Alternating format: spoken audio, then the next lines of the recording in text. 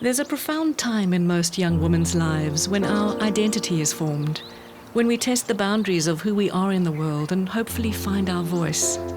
Our teenage years are a time of exploration and vulnerability, of excitement and sensitivity, a time where our life's journey is set on its way.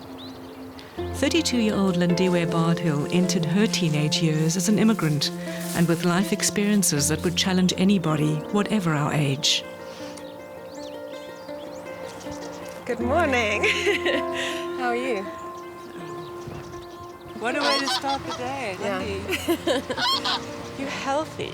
You look great. I think that's the key thing. Being healthy has definitely been something that's driven my journey. And it just feels good to be able to say that. I mean, I'm not like a super athletic or anything, but yeah, take care of my health and value it now, yeah. I was born in Lesotho. My parents met there because my mother was studying at the university and my dad was teaching there. Come 83, which is sort of 3 years after I was born, my dad lost his job. So we needed to move. And at the time, apartheid was happening in South Africa. So my mum is South African. Ideally, we would have moved back home. But because they're a mixed couple, we couldn't come and live in South Africa. So we went to England, which is my father's home. The family moved to Hounslow, a multicultural community in southwest London. There was variety and space, and for the young Lindiwe, life was good. It was very diverse. You know, there were kids from Pakistan, from India, from Africa, from the Middle East. She developed a very good relationship with some of them, especially around our neighbours. It was a safe neighbourhood, you know, the kids used to get on their bikes. It was just a safe haven for them. So what were you like as a child? As a child, I was actually very playful, very energetic, very creative, loved to draw, paint, write. Very perceptive always from a very young age. I used to call her this little old baby, you know. Everything was really fine and good until I think I went to high school. She likes to be secure, Lindy, even now. And so I think the transition from primary to secondary school, she felt it because it meant having to get to know new people all over again in a very new environment. My perception of the school was that there was a clear sort of line between the cool people who weren't necessarily smart and then the smart people who weren't necessarily cool. I was trying to just balance wanting to be smart and cool, which was quite hard. Also, you know, young girls at that age can be quite nasty.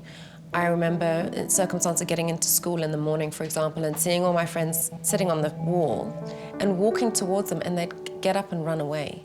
I never got it, and I knew that it was supposed to just be something that was fun, but it really did cause a sense of hurt inside. There was this pressure to be doing new things, and I didn't know myself well enough to just be like, no, that's my boundary. And almost learning that one no is just not enough. And then 6 months before your family immigrated to South Africa, there was a huge thing that happened in your life. What was it? Well, yeah, I was with a group of friends of mine. We went at a party, I think. We'd been to a football match or something like that. And I was supposed to spend the night at my friend's house. She had a boyfriend at the time and decided she'd prefer to just do something with him. So I was kind of left a bit stranded at sort of 6 in the evening with some other friends. So I was invited to then go to, well, he was kind of my boyfriend, but not really quite at the time. Went to his house with some other friends. And basically I ended up in a situation that I didn't really want to be in. He had sex with me when I didn't want it. And I was too young. I was too young and not ready. How old were you? I was 13 at the time. He was 16. You were just 13. That was like a screwdriver in my chest at the time. With everything going on, it really just deflated my sense of hope and morale in my heart. And a willingness to participate in all of this crazed stuff that I felt was happening. And it just, yeah, that's what it felt like something bursting inside me and just being like, oh God, I can't do this anymore. After all of that, I still had to get on a bus and go home by myself and be like, my parents, how was Tracy's? Oh, it was fantastic. So it felt as if the gap between who I was at home with my family and some of the things that I was experiencing was growing. On the one hand, I knew it was something that I shouldn't be doing at my age, firstly. So despite the fact that I didn't want to do it, and yet it still happened, I couldn't separate the two things. And so you chose not to tell. I'm guessing I didn't have that sense of trust or faith or confidence or whatever, either in myself or in anybody else, to be able to talk about it. It just seemed safer to be like, Lindy.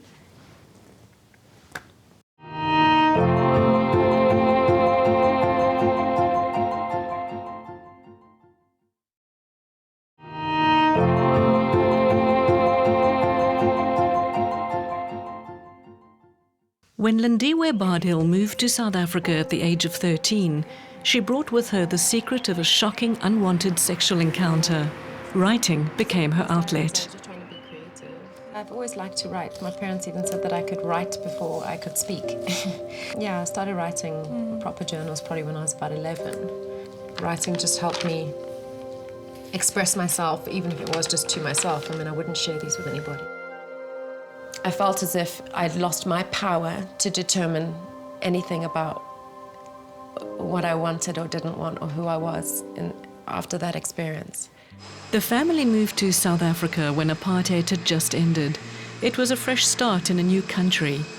But Lindiwe's secret lingered, despite her hope that it would be left behind. This picture is one of the first pictures of me when we first arrived in South Africa, in our beautiful home in Pinelands. This is in Kirstenbosch Gardens, and that was when we finally all landed and we were all here together. Moving back here was challenging. You come to South Africa and you're put into little boxes, and Lindy and I didn't know what to do with that. We had no clue. We were being spoken to in Afrikaans, and we were being questioned about our accents and whether we're coloured or black or white or, whatever the case may be. Suddenly her whole identity was being questioned, and all three of them felt very indignant about their identity being questioned. What was going on in your inside world? When we left England, I had this sense, even if it wasn't something that I'd obviously articulated to anybody, but that coming to South Africa would mean I could start afresh and not make some of the mistakes I'd made before and that sort of thing. And then ironically, I found myself being like, okay, who do I choose to be friends with in this new environment? How am I going to shape my life here now? And almost just being swayed again by a very powerful personality who was in my class. She was very susceptible to being controlled by people because she couldn't assert herself, because of her vulnerability, her sensitivity. And she wanted to be liked, so she would submit. It always seems like I was drawn towards things that were not necessarily good for me, but that seemed to serve some sort of purpose. And feeling an ambivalence about my own sense of myself, this smart, capable, responsible young person on the one hand, and on the other hand, kind of just out of control. But I think all of that was about the fact that I was keeping these other secrets, keeping the secret about what had happened in England. So you found a very interesting way to control things. What was it? My friend she had issues with eating. She wanted to lose some weight, and I think I challenged her and said, okay, well, let's see, who can really control how much they eat and how much weight they can lose. I slowly started reducing my intake of food. My target for how many calories that I would eat a day just kept on getting smaller and smaller and smaller and smaller, to the point where I'd probably eat maybe like 2 apples a day. It was like an outlet. It felt as if I'd found something that grounded me in a strange way. Having this task became more important than anything else. It literally became almost like an addiction or something. Yeah, so this is November '94. How old would you have been, Lindy? 14 now. Yeah. Was that the time that you'd You'd lost those 10 kilos in like 6 months. Yeah, this was close to the time that my mum took me to the doctors. I was visibly not well.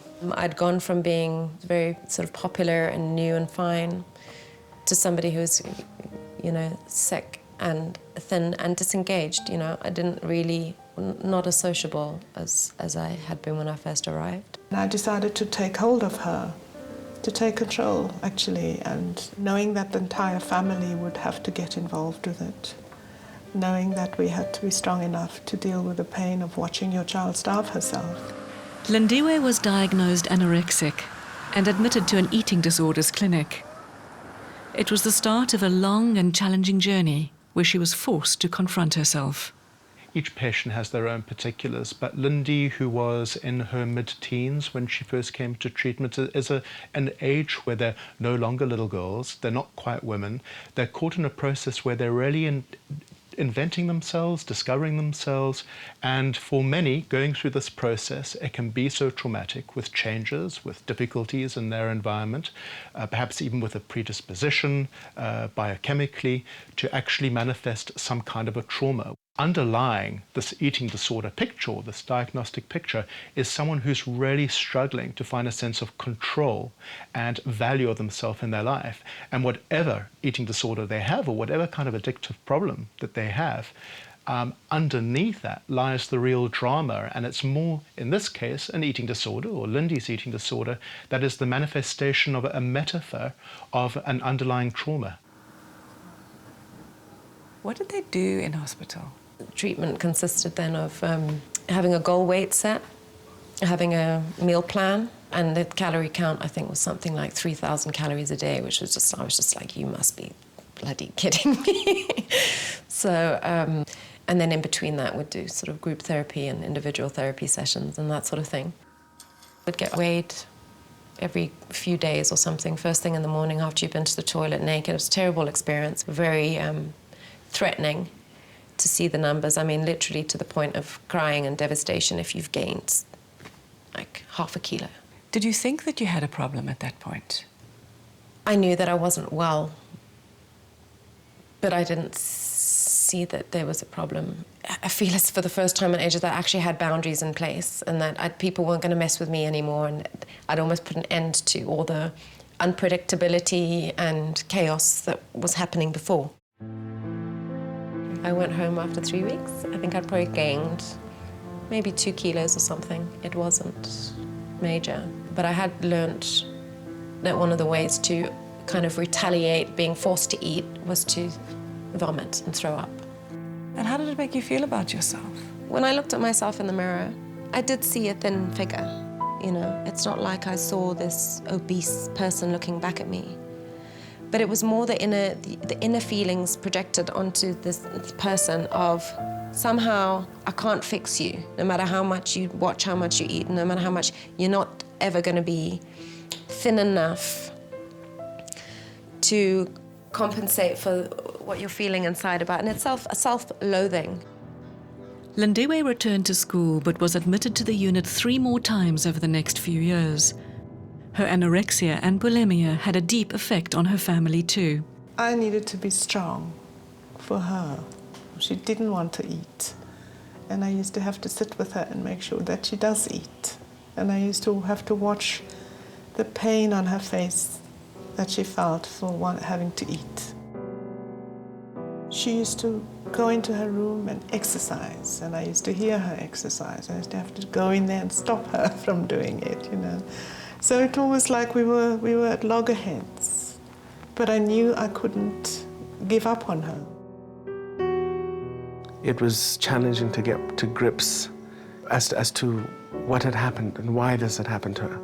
You know, a lot of the time, I just wanted to slap her and say, "Listen, get over it and keep your food down," or you know, "What are you doing? Where are you going off to?" There was definitely a time or a point where I realized that it was going to be a long fight for her.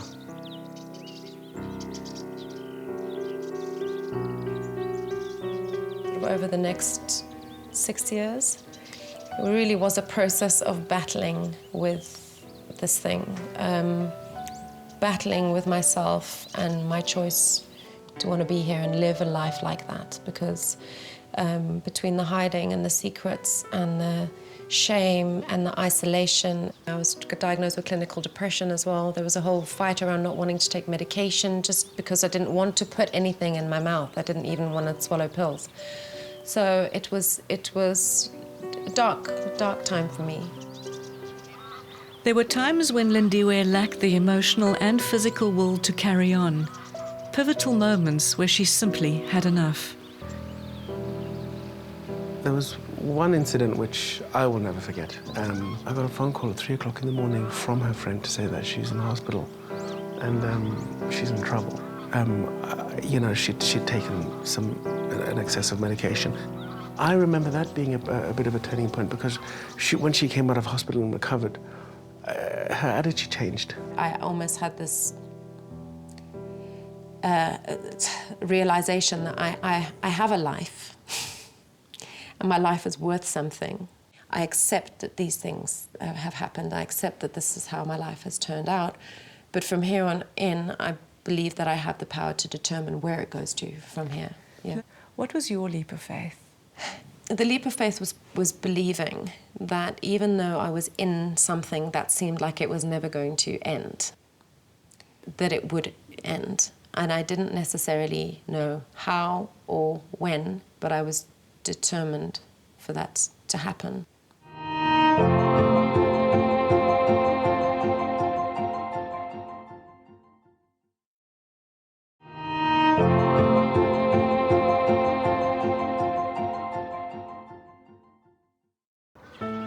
For more than 6 years from the age of 14, Lindiwe Bardill battled anorexia and bulimia. But with professional interventions and the help of therapist Anne Fisk, she slowly emerged from the darkness. My family played such a central role in supporting me through it. And, you know, they suffered a lot too. So I feel as if we got through it together. Yeah. I think my faith in her recovery was that she understood her condition. All she didn't know what to do was how to get herself out of it, you know. But she knew she needed to struggle to get out of it, because it also gave her comfort to be so in control of her food. It's very scary to transition from not eating and throwing up and all these behaviors that I was doing for 6 years, like every day, to making the choice that actually this life of mine is, I'm not happy fundamentally. It's emotionally draining. It's not good for my health. It keeps me separated from my family and my friends, and just being able to believe that I could have a life that was better was enough for me to make the effort to try to recover. You took a leap of faith into believing in yourself in your early 20s. But what happened after that? It's not just a sudden quick fix. Firstly, is a willingness to be open to somebody else who can see what I can't see. So that would have been Anne. Learning to trust her. She allowed me to develop the voice inside that was able to say no. And that's how you eventually learnt over trial and error that I could stop the vomiting behavior, for example. And just, being in the present, not thinking about the Lindy I want to be in the future and the Lindy I've been in the past, but just sticking to the choice that I need to make right now in the present. I think that's the only way. So what do you think Lindiwe's leap of faith was? Lindiwe's leap of faith is really about deep down trusting that she recognized that she had the resources within herself to be true to herself, to develop into the young woman that she is today. She was brave in being able to say, I'm going to allow not only a treatment team and therapists, but her family to help her towards a place where she was afforded the opportunity to discover herself. She healed herself. Lindiwe moved to Switzerland for 2 years and then returned to South Africa to complete a master's degree. Today she works as a business development consultant and her life is full. I feel like I'm one of few people who has an experience of an eating disorder and actually can live a normal life again without the behavior. What's more scary is how many people actually die from anorexia. And there are statistics that say that you know, the threat of anorexia is in some instances more severe than something like HIV/AIDS, you know, in the States specifically. And yet it's not recognized as that. And that concerns me, that somehow, you know, even a woman who's going to the extreme of starving herself is not recognized and noticed in society. It says a lot. Over the past 2 years, Nichiren Daishonin Buddhism has become a central part of Lindiwe's life. It's a spiritual home of reflection and regeneration, a daily practice that supports her ongoing journey to discover who she truly is. Starting this Buddhist practice, I feel as if I've completed a chapter of my life and I'm starting a new one. Buddhism says that you cannot be a Buddhist if you're not courageous, if you do not have courage, ultimately, because faith is based on courage. You cannot have faith unless you have courage. Myoho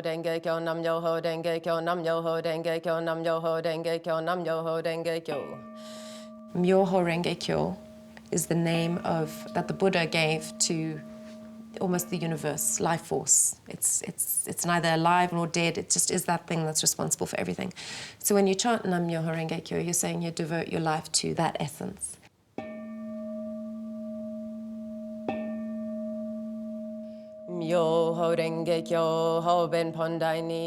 The writings say that it's like chanting into a mirror. It's a reflection of yourself. And that reflection of yourself is a reflection of the good and the bad, of the beautiful and the ugly, of the light and the dark. And you embrace and you accept it all. And it's only by doing that that you can begin to transform the things that are maybe negative into something positive.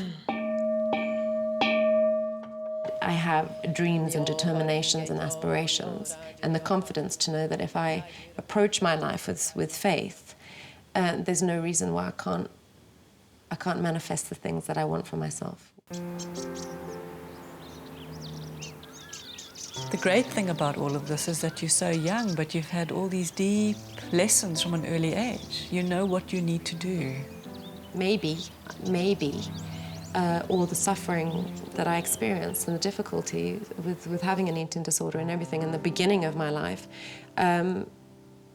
is a gift. You know, it's taught me a lot. It's given me a lot of insight. It means I'm very empathetic, and I hope that I can use all of that to bring something of value to my life and to the lives of others as well.